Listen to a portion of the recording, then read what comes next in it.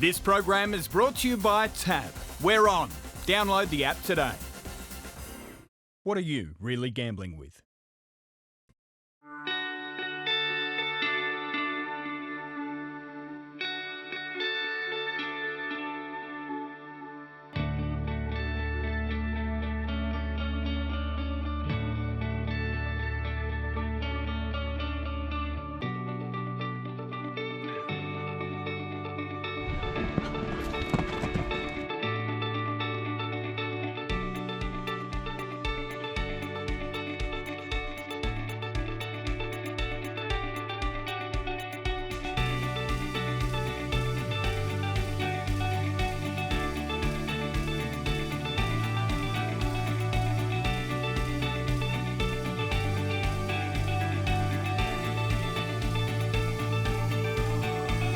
Hello, I'm Caroline Searcy. Welcome to another edition of Thoroughbreds Go.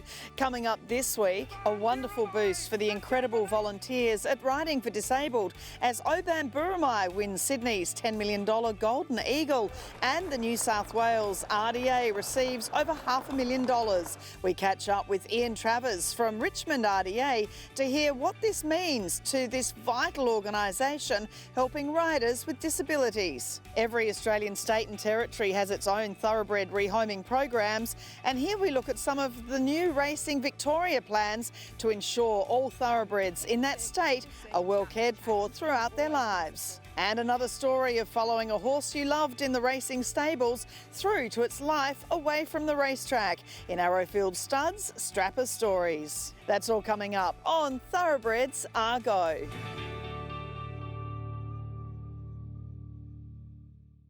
One of the great things about the Sydney Spring feature for 4-year-olds, the $10 million Golden Eagle, is the 10% of prize money that goes to charity.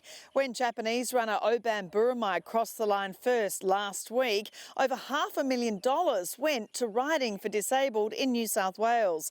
I caught up with Ian Travers from the Richmond RDA to find out what this means in their pursuit of getting people back in the saddle.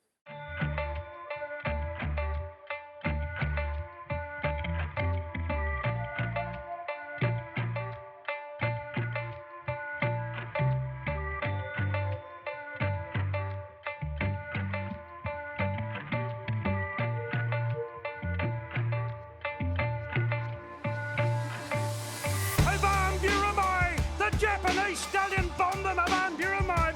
$525,000 for Riding for the Disabled.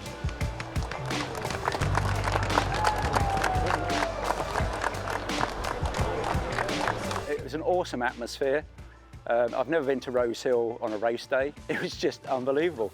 And of course I went off home having done the filming to watch the TV thinking our horse was like going backwards.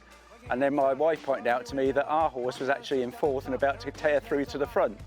So it was unbelievable to see that. Well, I still can't believe it. I pinch myself to think that, you know, that vast amount of money has been allocated to RDA New South Wales. It's just fabulous. Well, there are, you know, nearly 40 branches around the state, so it will get divvied up. It was just a great setup for the day, wasn't it, to really highlight the importance of Riding for Disabled and the fundraising that you do. Yeah, I mean, we do, as you know, we fundraise locally at branches, the smaller branches with 2 or 3 horses and a couple of people who do their best, up to the centres with all the carriage driving and the horse training.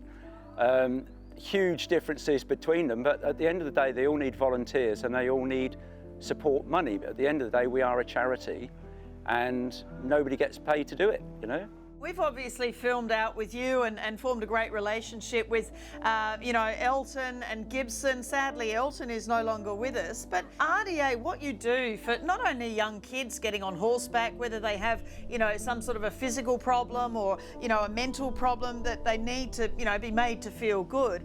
But, you know, all your horses are fabulous at what they do. And in particular, in a minute, we'll focus on the thoroughbreds. But it is so, you know, it takes a bit to actually have volunteers come out and really help these people. Yeah, and like I said at the weekend, the riders, the volunteers that come here, people with a need to belong somewhere and do good for others. And this is something you do from the heart, you know? To be able to do that with some of the horses that we have. And sadly, to be honest, Elton was my four-legged best friend. So I was really taken aback when we lost him.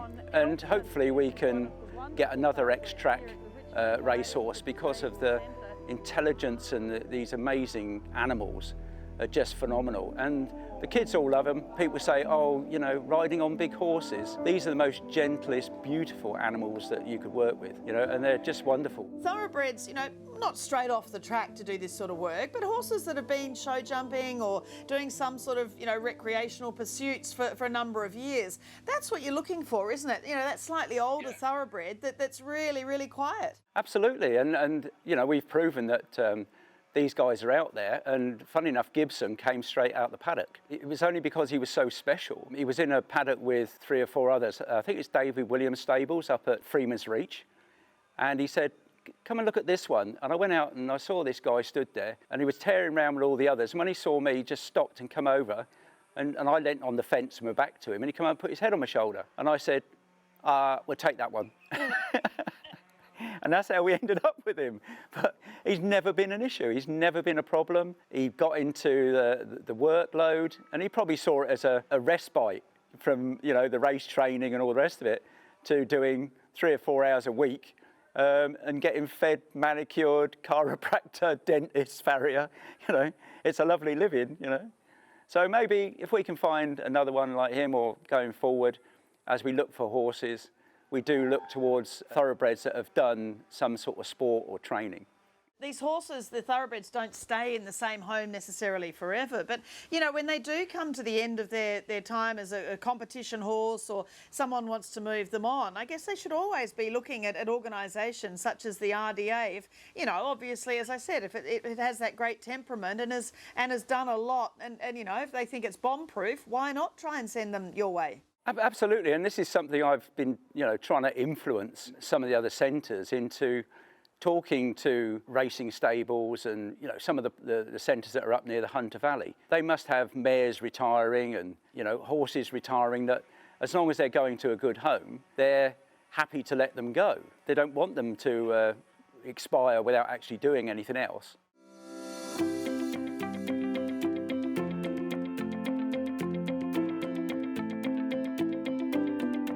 It's finding that horse that has that lovely, kind nature and listens, and, you know, is bomb-proof, as you said earlier on, bomb-proof. So we try and test them with everything from shaking sheets to kicking buckets. The only thing that's ever upset us was once when they had a pig on the site, and the horses just didn't get the pig. So that did cause a bit of chaos. But other than that, absolutely bomb-proof.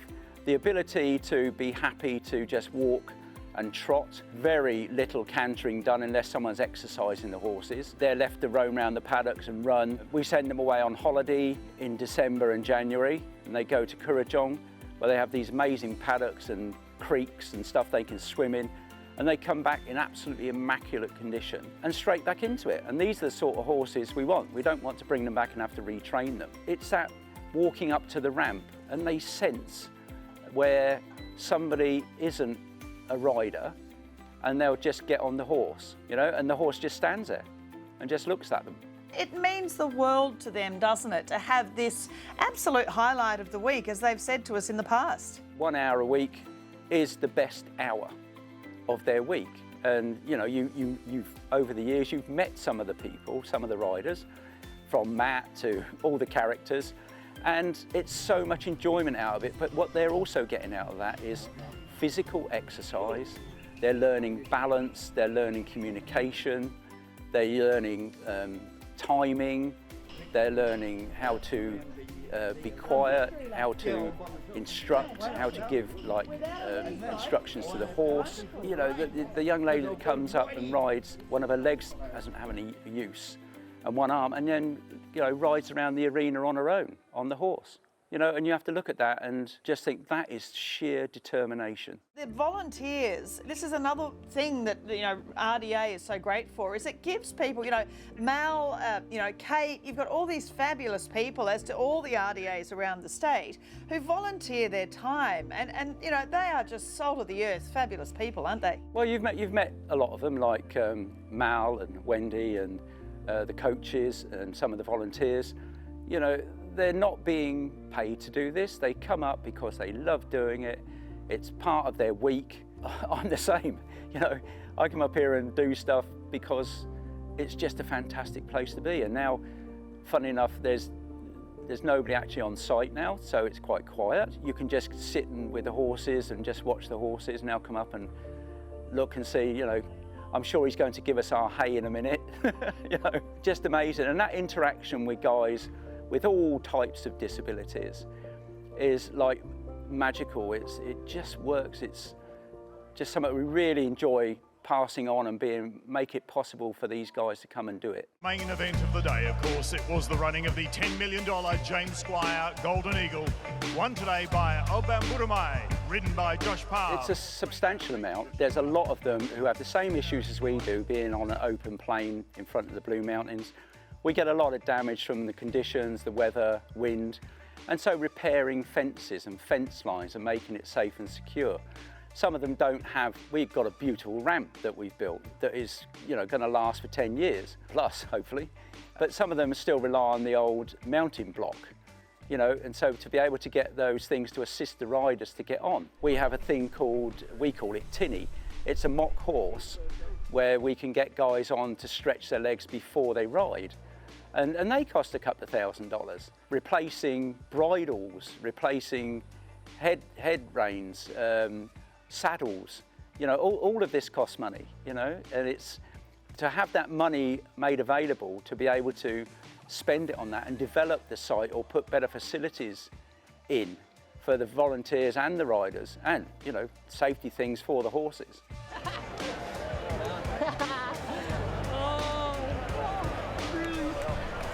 Good. It is around all the state RDAs, around $10,000 or $12,000. It's not, you know, massive for each RDA, but I guess it's still something to be absolutely celebrated and part of an amazing race day. It was an amazing race day. I shall be thinking about it for many months to come. Very surreal experience. These little centres that maybe do I don't know what you call it here, but a jumble sale, you know, selling off stuff, doing a Bunnings barbecue, suddenly gets presented with, you know, say over 10 grand for not doing anything.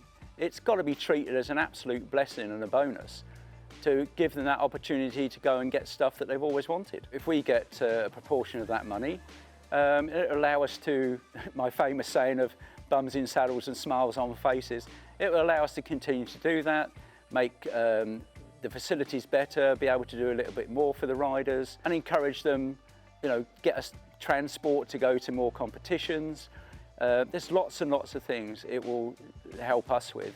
And the everyday to-day running, if there's enough spare to cover the feeds, the farriers, the dentists, the chiropractors, it all helps, you know. And if we get a small amount, it doesn't matter. If we get a big amount, it's lovely.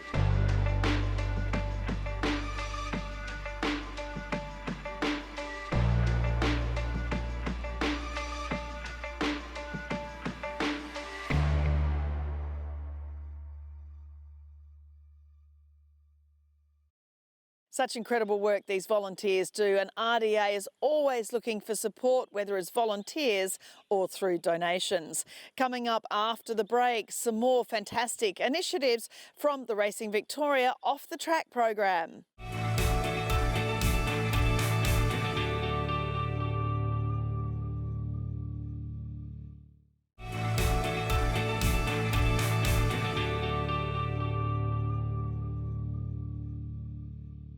Racing Victoria is one of a multitude of racing's regulatory bodies around Australia, constantly looking at new ways to assist thoroughbreds away from the racetrack.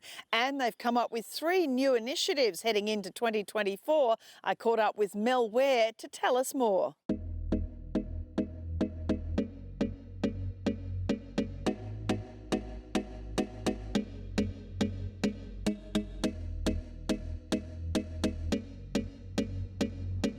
it's really interesting watching every state and territory around Australia and different models that they have for rehoming and retraining ex-race horses or even horses that haven't raced. There's always so much going on in Victoria, isn't there? Oh, thanks, Caroline. It's really great to be here and to speak to you.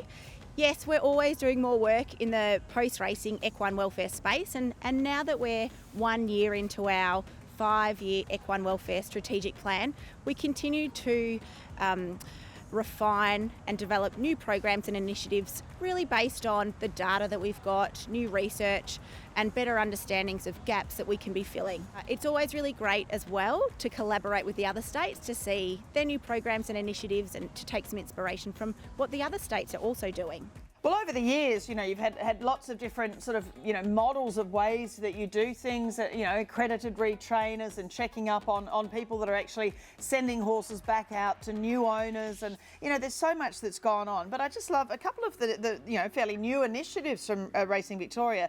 The Acknowledged Retirement Farm Providers. I mean, this is something that I'd just love to do myself, is provide property for owners who are happy to pay for their retired racehorse and know it's properly being cared for. Yes, that's absolutely right. So in July this year, we announced Racing Victoria's Acknowledged Retirement Farm program, and that's really about linking up owners, racing owners, with spelling or retirement farms that Racing Victoria has done their due diligence on, and we've gone out and checked the facilities and to ensure that horses are cared for correctly. And so we've had a really great uptake of this program actually. We've now got 7 farms on board, and it's really wonderful to see horses that are just living their best lives out in retirement.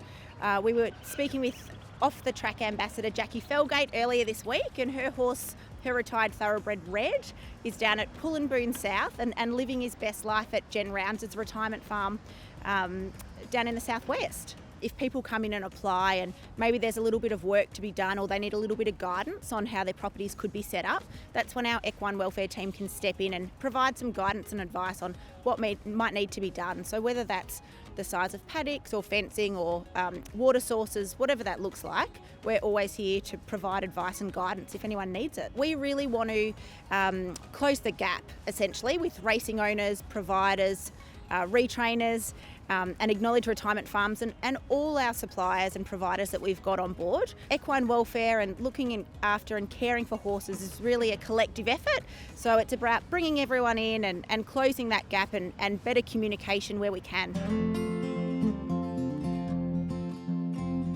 A couple of pilot programs that you're setting up. One of them is the Retired Thoroughbred Companion Program, and this is so important. I mean, we hear more and more about how some horses simply can't be physically or mentally matched up with a rider, and and what that rider might need, whether it be competition or just hacking around, but maybe without a lot of experience. So a lot actually need to be in a paddock. So tell us how this is going to work. Yes, so we are launching our companion program, which is all for horses that aren't suitable to a riding career, but they are suitable to be retired in a paddock and to live life as a companion horse. I thought it was interesting, it's important that these horses have been handled. I mean, you need to encourage people, no matter whether a horse may not be going to be a racehorse, but it still actually gets the appropriate handling as a young horse to be able to have this sort of life in future. But how do you make sure, the people taking them on actually, they give them hard feed and all those things that are different for thoroughbreds? Yeah, that's exactly right. So part of this program is that the horse does need to be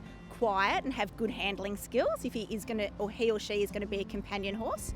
We provide those prospective companion horse homes advice on the best way to care for a thoroughbred. We'll be doing background checks, reference checks, and it'll be all part of the application process before a home is approved. It's saying that ideally that they would be rehomed in pairs. Is that sort of a rule they must be with another horse? Not necessarily in pairs, but we won't be rehoming horses just by themselves. So if someone else has a pony or another horse at their property, we can absolutely rehome just one thoroughbred in the program. But if someone doesn't have any horses at the moment, or they may have previously been a racehorse owner, then we would look to rehome those horses with a mate. And so you actually transport them to the property, they get $1,000. Then you really need to have that ongoing sort of advice to them about giving them that feed.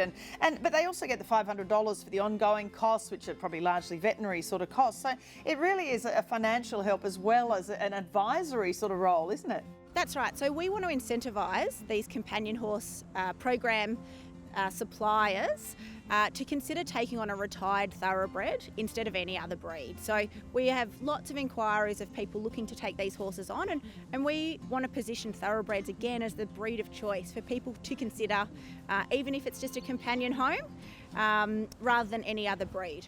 And then long term, I mean, these horses we know can live to 30. So what are you looking at, as far as longevity is concerned? Obviously, people's circumstances can change over the decades. What, if they suddenly find they can't keep these horses, or what are the sort of, fallbacks, I guess, long term? That's a really good point, Caroline. That is a really important part of Racing Victoria's post-racing programs, in that if people's circumstances change, they can always give us a call and we'll help them rehome that horse or look to put that horse in another program. We never want a horse to be vulnerable, and our team is always here to help. So we completely understand that people's life circumstances change, and we are absolutely here to help. And then the other pilot program you're launching, the Clerk of the Course Subsidy Program. I just love this, about the transition of retired thoroughbreds. And only 40% of Clerk of the Course horses are off-track thoroughbreds. I mean, we see, a lot of the country meetings or provincial, we see quarter horses, stock horses. So this is fantastic to encourage the take-uppers. And you want to get to 100% of Clerk of the Course horses being thoroughbreds. I think that's fantastic. This is another really exciting pilot program that we're launching. As you say, we really want to see retired thoroughbreds literally back on the track, still involved in the industry, and this way of incentivising our clerks to consider a retired thoroughbred, we have consulted with them, and we think this is a really good pilot to launch this idea and gauge their interest. We're also really passionate about creating new pathways or developing existing pathways for non-competitive horses. So for us, this really ticks the box of supporting non-competitive thoroughbreds in their post-racing careers as well. The plan is, as you said, it's a pilot program, but they have to remain as a clerk of the course horse for 6 months after training, and they must be claimed through the off-track community. Explain that again. Yeah, that's right. So our off-the-track community platform is all about increasing traceability and visibility of retired thoroughbreds all across the state. We currently have over 4,000 claimed thoroughbreds that have an updated location in Victoria, and pleasingly we've got over 7,000 members that have logged on and registered their details. So the platform continues to go from strength to strength. It's a real bow in Racing Victoria's post-racing programs. If there's anything we can ever do to help here at Racing Victoria in the equine welfare team, please absolutely reach out to us. Our team's really approachable and friendly, and we love sharing ideas and coming up with new initiatives. So if there's anything we can ever do to help, please get in touch. Really wonderful ideas there, and it'll be great to see their development in coming years. Coming up after the break, Arrowfield Studs, Strapper Stories.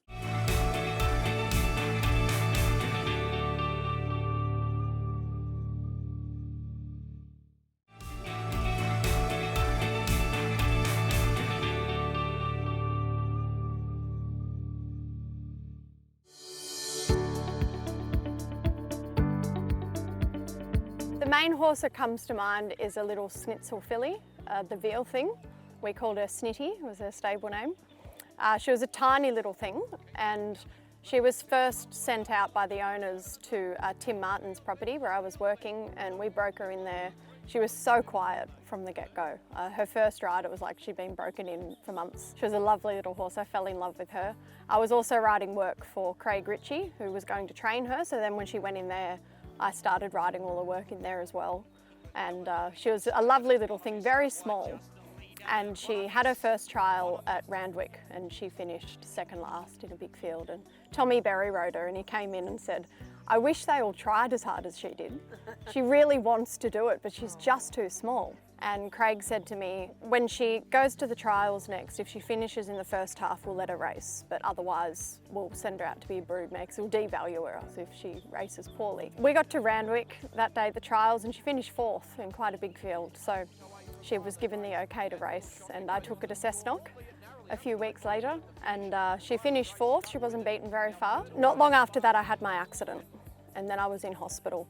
And following her story really just gave me a lot of encouragement to keep going through those hard days. And I went and visited her in the stables, my first weekend that I was allowed to leave hospital, she just gave me that connection of being with a horse again. I had a really special relationship with her. And then you named her first foal. So tell us about what happened to her afterwards. Yeah, so when she was retired from racing, she did win a race. She ran 4th at Moonee Valley on Cox Plate Day. She did okay. And then when she was sold as a broodmare, I made contact with the people who bought her.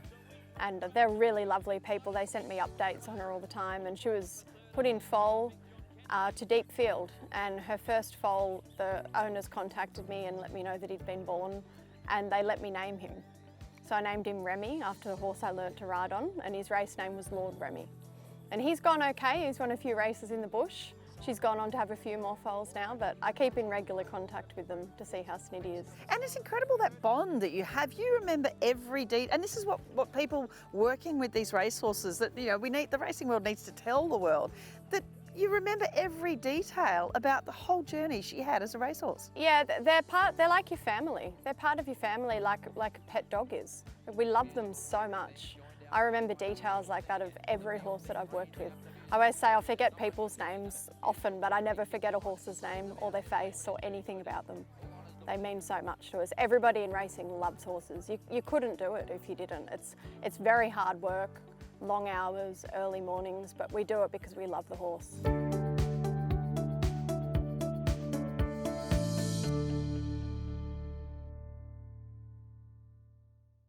That is Thoroughbreds Argo for this week. Join me again next week as we bring you a full feature story on thoroughbred advocate Kate Nipperess and her determination to compete at the 2024 Paris Paralympics. That and much more. I'm Caroline Searcy. I look forward to seeing you then.